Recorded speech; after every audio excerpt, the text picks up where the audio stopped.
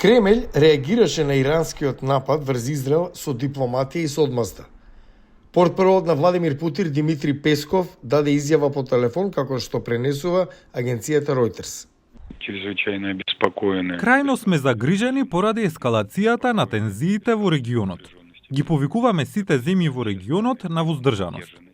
Рускиот представник во Обединетите нации Василий Небезија даде посилна изјава, ставајќи одговорноста за секое на тамошно зголемување на тензиите врз Израел и Западот.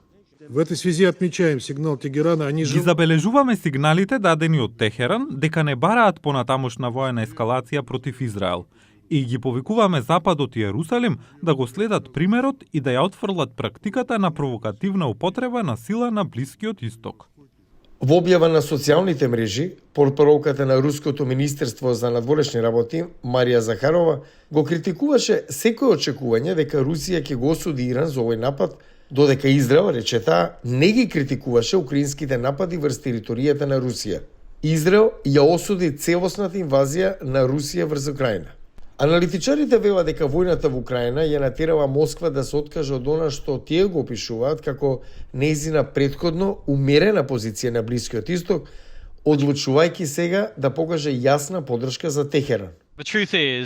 Вистината е дека Москва многу внимателно ги контролираше и одмеруваше односите со сите сили на Блискиот Исток, и тоа сега мисламе минато.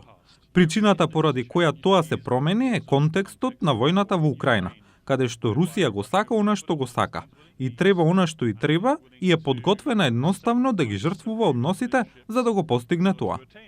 Како што гледаат наблюдувачите, се чини дека Русија зазела страна во конфликтот на Блискиот Исток, сигнализирајќи зголемено влијание на незината целосна инвазија на Украина.